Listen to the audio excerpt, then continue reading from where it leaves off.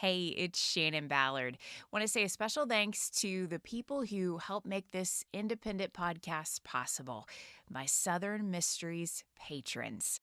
And thanks to my new patrons, Sherry from Smithville, Missouri, Patricia from Springfield, Louisiana, Christine from South Hadley, Massachusetts, and to Monique, Gus, and Barb, all listening and supporting the show from mysterious locations.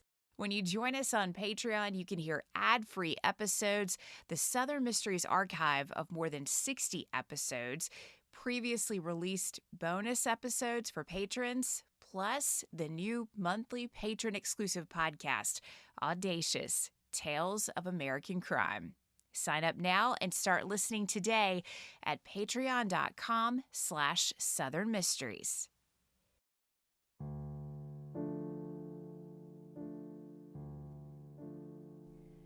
Virginia's Southern Literary Messenger was one of the most influential literary magazines in the South. Editor James Heath wrote in the first issue, the magazine was meant to serve as a kind of pioneer to spy out the land of literary promise in the South and report whether the same be fruitful or barren. The Southern Literary Messenger was, for a time, edited by Edgar Allan Poe. In 1835, Poe published the first installment of Politian in the Messenger. Politian was the only play ever written by Poe, who had been inspired by events in Frankfort, Kentucky, that made national headlines in 1825. The murder of Solomon Sharp by Jereboam Beauchamp is known as the Kentucky Tragedy. It's a complicated story of seduction, politics, love, and execution. Welcome to Southern Mysteries, exploring the history and mysteries of the American South. I'm your host, Shannon Ballard. This is the story of the Kentucky Tragedy. The final resting place of Solomon Sharp is marked by a large marble stone in Frankfort Cemetery. The inscription reads, Solomon Sharp was assassinated while extending the hand of hospitality on the morning of November 7, 1825, in the 38th year of his age. What thou knowest not now, thou shalt know hereafter. Sharp is now known as a murder victim, a part of this tragic tale. But before his death, he was best known as a U.S. congressman. Solomon Sharp was born in Washington County, Virginia, in August of 1787. His family moved to the Tennessee frontier and on to southwestern Kentucky when Sharp was in his teens.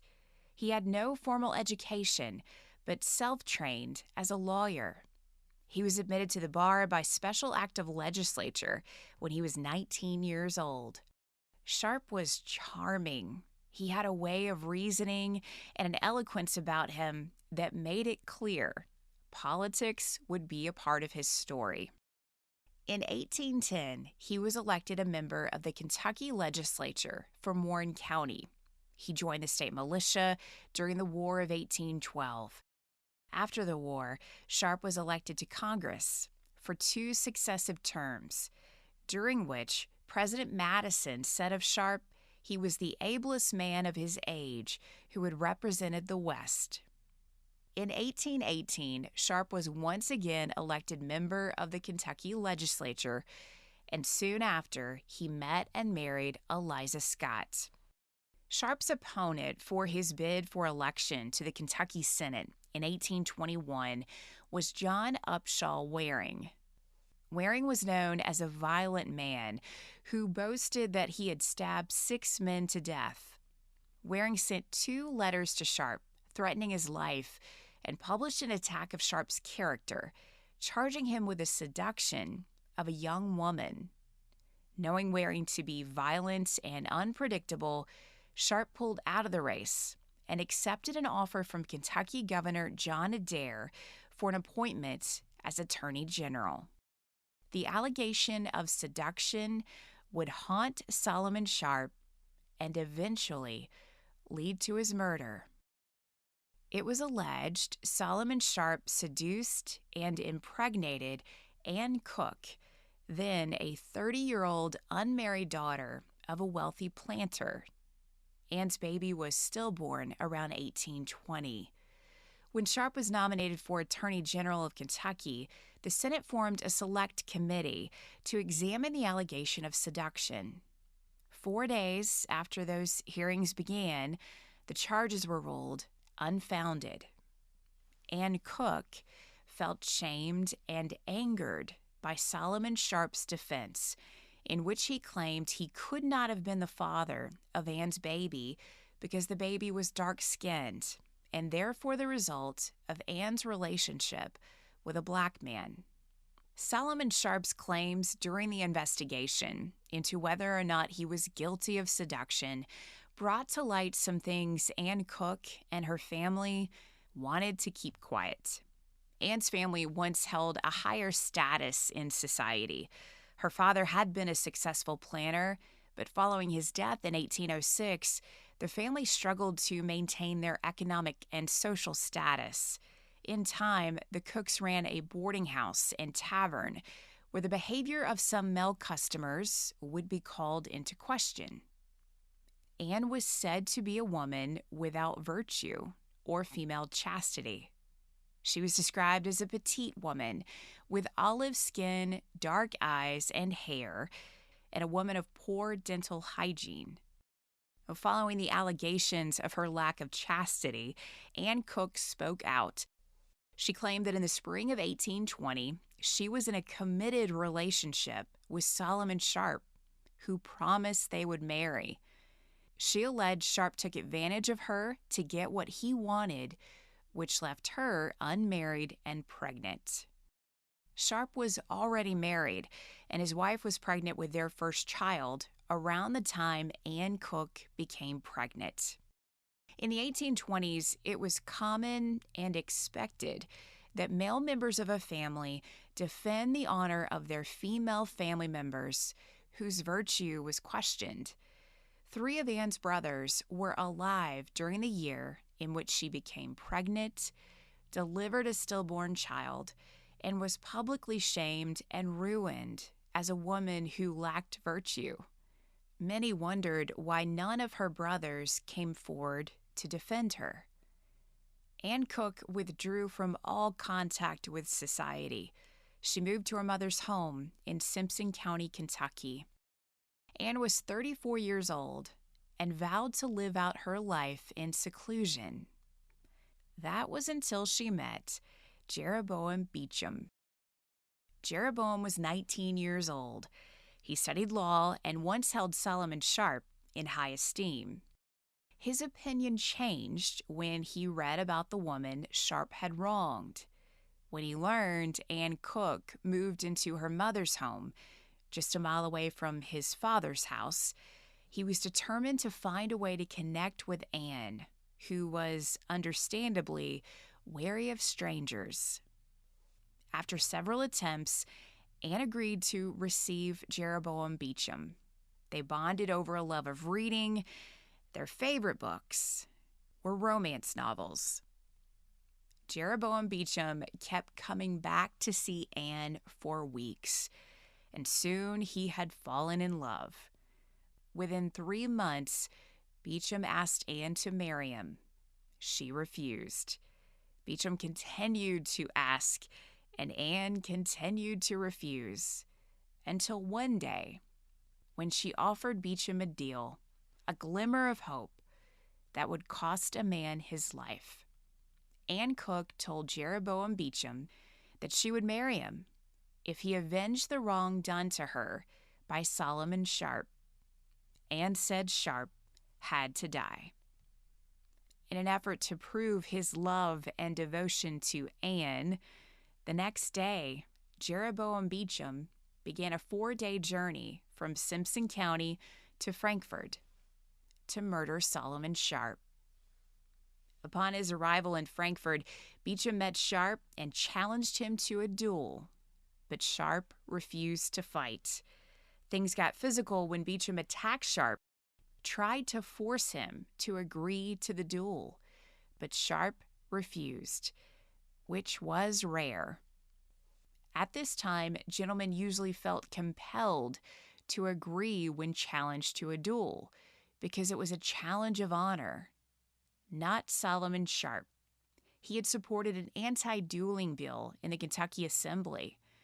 As Beauchamp roamed Frankfort in search of the man he wanted to kill, Solomon Sharp left town.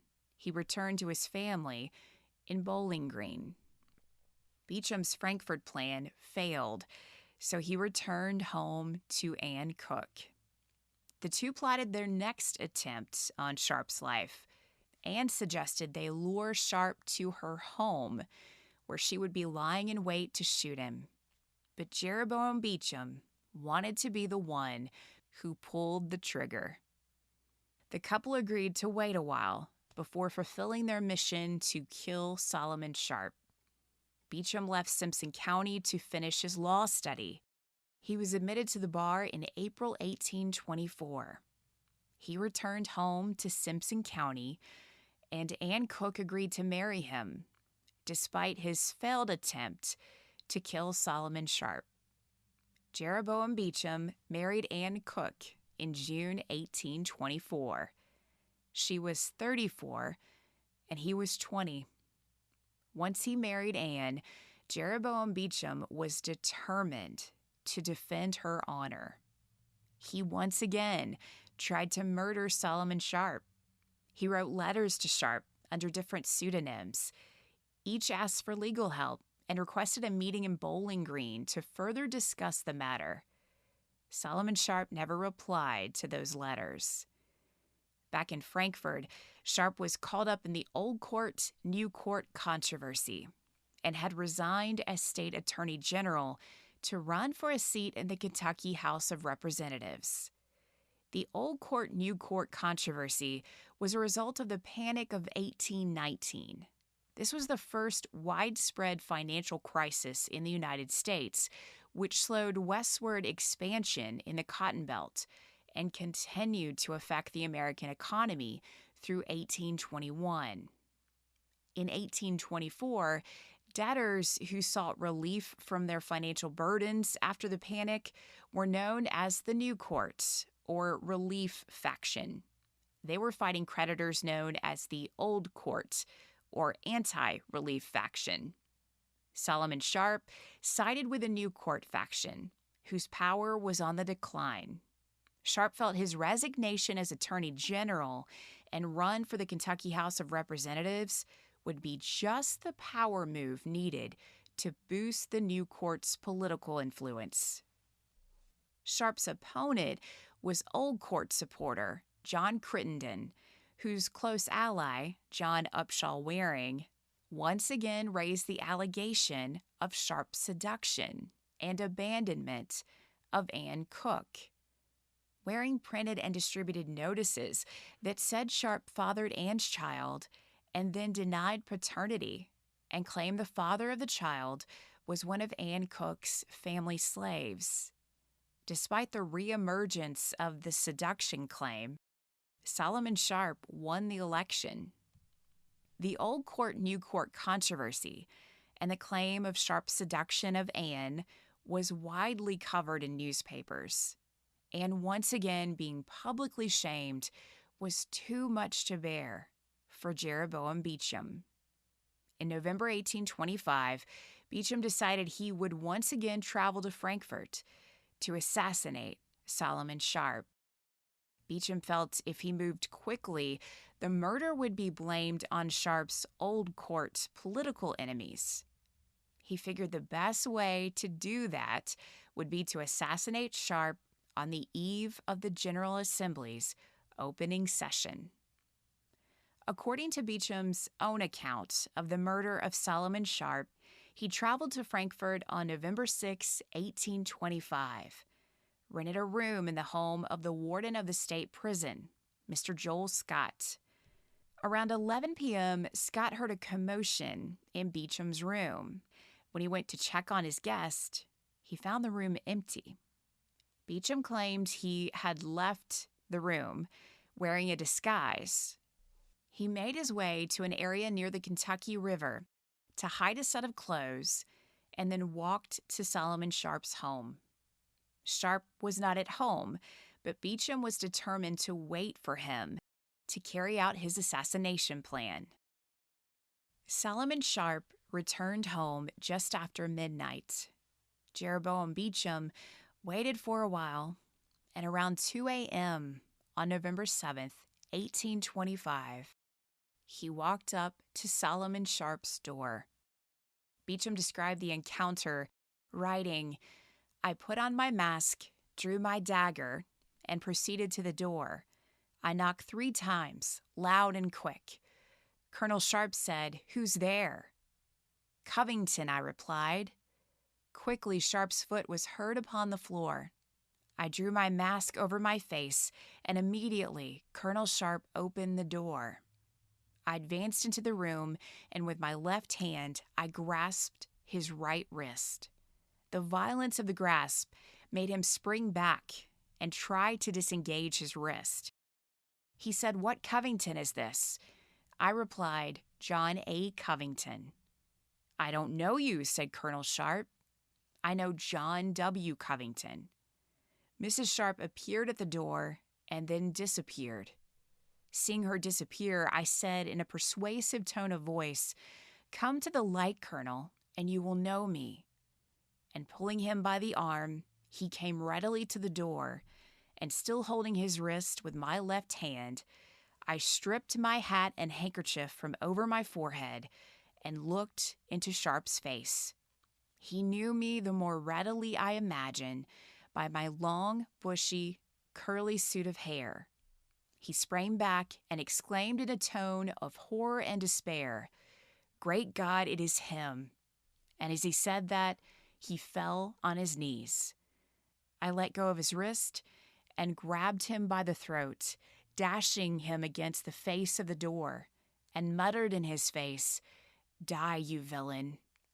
As I said that, I plunged the dagger into his heart." Jereboam Beauchamp severed Solomon Sharp's aorta as Sharp's wife, Eliza, watched in horror from the top of the stairs in the house. Beauchamp fled, returned to the area he buried his regular clothes, and changed out of his disguise.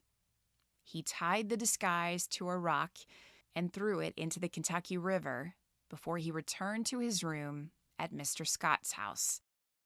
The next day, the Kentucky General Assembly authorized the governor to offer a $3,000 reward for information that led to the arrest and conviction of Solomon Sharp's assassin. 3 men were immediately called out as suspects in Sharp's murder: John Upshall Waring, Jereboam Beauchamp, and Patrick Darby. Suspicion was cast on Darby because of remarks he made during Sharp's 1824 campaign. Darby said that if Sharp were elected, he would never take his seat and would be as good as a dead man. Waring had made similar threats, and everyone knew of his claim that he had stabbed 6 men who wronged him. Authorities immediately swore out a warrant for the arrest of Waring, but he was cleared when they learned he had been shot through both hips and incapacitated the day before Sharp's murder. When Patrick Darby learned he was a suspect, he took matters into his own hands. He started to investigate Sharp's murder. When he traveled to Simpson County, he met Captain John Lowe, who shared Beauchamp told him he planned to assassinate Solomon Sharp. The captain agreed to detail the admission in a letter he handed over to Patrick Darby to give to authorities in Frankfort. Meanwhile, the night after the murder, Jereboam Beauchamp made his way to Bloomfield, Kentucky, where he stayed in the home of a relative before traveling to Bardstown and on to Bowling Green, where he stayed with his brother-in-law before returning home to Simpson County on November 10th. Beauchamp and Anne planned to flee to Missouri that night, but that plan was foiled when a posse from Frankfort arrived to arrest Beauchamp for the murder of Solomon Sharp. Beauchamp was transported to Frankfort, where he awaited Commonwealth Attorney Charles Bibb's evidence against him. As Beauchamp waited for Bibb, his uncle, who was a state senator, used his political power to organize a strong defense team for Beauchamp that included former U.S. Senator John Pope. Charles Bibb's team ran into obstacles as they tried to make the case against Jereboam Beauchamp.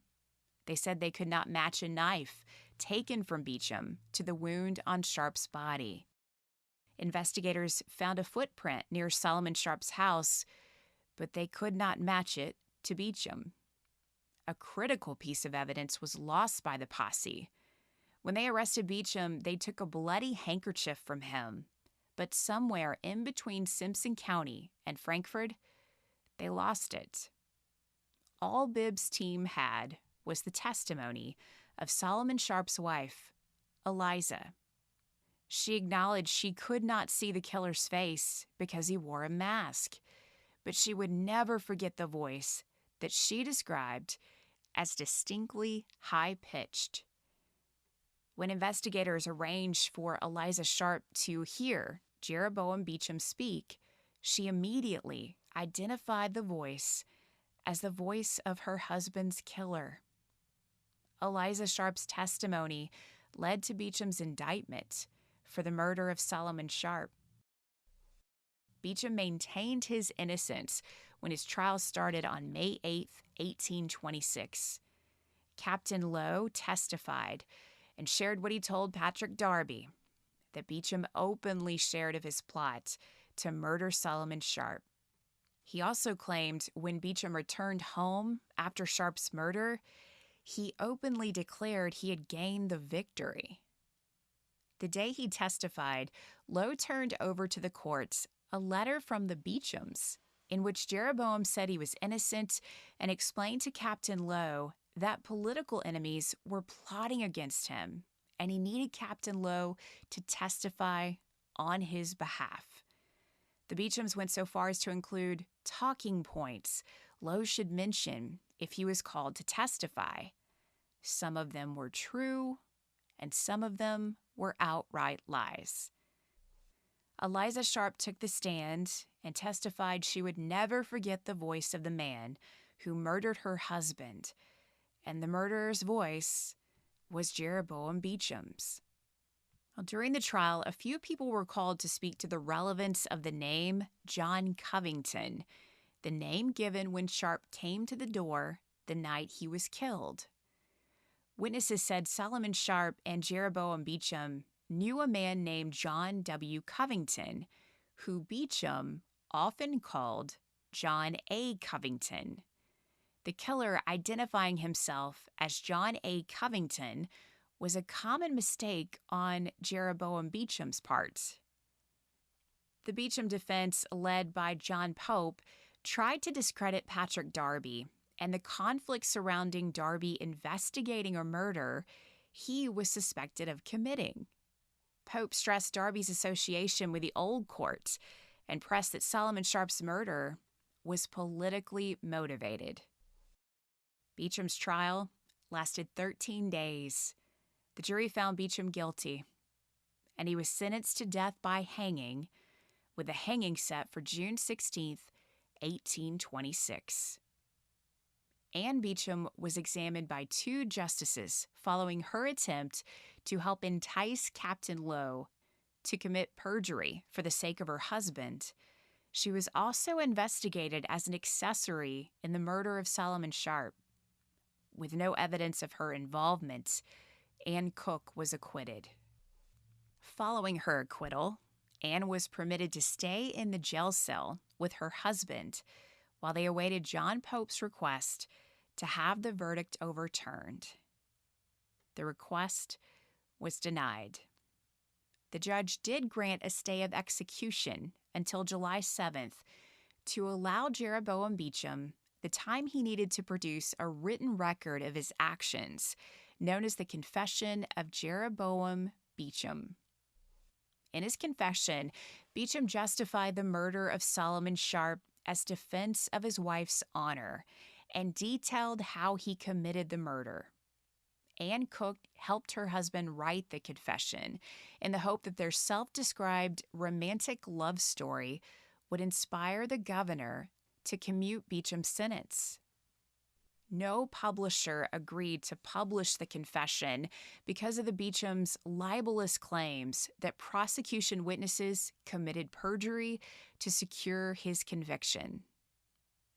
Realizing Jeroboam's execution would not be stayed, the Beauchamps attempted to bribe a guard to allow them to escape, but the guard refused.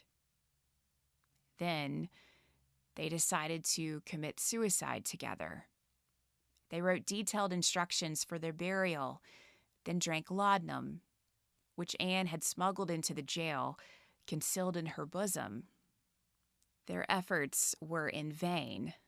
They both lived. Still, Anne Cook was allowed to remain in the cell with Beauchamp until his execution date, 2 days later. That morning, Anne asked the guard to give her privacy as she dressed. When the guard turned away, Anne again attempted to overdose on laudanum. She wasn't able to keep it down. Anne had also smuggled a knife into the cell, and the couple attempted double suicide by stabbing themselves. When the guard finally returned to his watch, he was able to take the knife from them and get Anne to a doctor to tend to her wounds. Jereboam Beauchamp was weakened by his wounds, but the jailer was determined, no matter what, Beauchamp would hang. He was loaded on a cart to be taken to the gallows to hang before he bled to death. Beauchamp cried out that he wanted to see his wife before she died, but doctors told him Anne was not severely injured. She would make a full recovery. Beauchamp protested, saying not being allowed to see his wife was cruel on the day he was set to die. The guards relented and took him to see Anne. Anne was too weak to speak. Jeroboam remained by her side until he could no longer feel her pulse. He kissed her lips and said, "For you I lived, for you I die." The guards immediately transported Jereboam Beauchamp to the gallows. Having lost so much blood, he was too weak to stand on his own. He was held upright by 2 men as the noose was tied around his neck. 5,000 spectators watched Jereboam Beauchamp's execution, which was the first legal hanging in Kentucky history. The bodies of Jeroboam and Anne Beauchamp were released to Jeroboam's father for burial. He honored their request that they be buried in a single coffin, locked in an embrace. A month before Jereboam Beauchamp's execution, Anne wrote the couple's epitaph, which is inscribed on a large stone, marking their grave. It reads, "Entombed below in others' arms, the husband and the wife repose, safe from life's never-ending storms, and safe from all their cruel foes. A child of evil fate she lived, of villain's wiles her peace had crossed. The husband of her heart revived, the happiness she long had lost. He heard her tell of matchless woe, and burning for revenge he rose, and laid her base seducer low, and struck dismay to virtue's foes. Reader, if honor's generous blood e'er warmed thy breast, here drop a tear, and let the sympathetic flood deep in thy mind its treasures bear. A father or a mother thou, thy daughter view in grief's despair, then turn and see the villain low, and here let fall the grateful tear. A brother or a sister thou, dishonored see this sister dear, then turn and see the villain low, and here let fall the grateful tear. Daughter of virtue, moist thy tear, this tomb of love and honor claim. For thy defense the husband here laid down in youth his life and fame. his wife disdained a life forlorn, without her heart's loved, honored lord. Then, reader, hear the fortunes mourn, who for their love their life blood poured. Southern Mysteries is created and hosted by me, Shannon Ballard. The Confession of Jereboam Beauchamp was published in 1826. The following year, Solomon Sharp's brother, Dr. Leander Sharp, wrote The Vindication of the Character of the Late Colonel Solomon Sharp. Dr. Sharp hoped to defend his brother from the allegations made in Beauchamp's confession. The book was never published because Patrick Darby threatened to sue Dr. Sharp if published, and John Waring threatened to kill Dr. Sharp if vindication was made public. Dr. Sharp backed down, and it was believed he burned his copies of the work. But he hid copies in the wall of the Sharp home in Frankfort. They were discovered years later when the home was remodeled. The motivation for the murder of Solomon Sharp is debated to this day. The Confession of Beauchamp was the popularized and romanticized version of the murder, an honor killing for Anne Cook. But supporters of the new court believed Beauchamp had been inspired to murder Solomon Sharp by members of the Old Court Party so they could remove a political enemy. Even Solomon Sharp's widow, Eliza, believed this. In 1826, Eliza wrote that she referred to Patrick Darby as the chief instigator of the foul murder which deprived her of all her heart held dear on earth. Despite this, the public and now historical narrative around the Kentucky tragedy focused on Beauchamp's act of chivalry when he murdered Sharp to avenge his wife's public humiliation. This played into the public's obsession with romanticism in the 19th century. American writers often looked to events in history to inspire their works, themed around romance and chivalry. The Kentucky tragedy inspired many works of fiction, including Charles Finno Hoffman's novel Grayslayer, Edgar Allan Poe's unfinished play Politian, and Robert Penn Warren's novel World Enough and Time.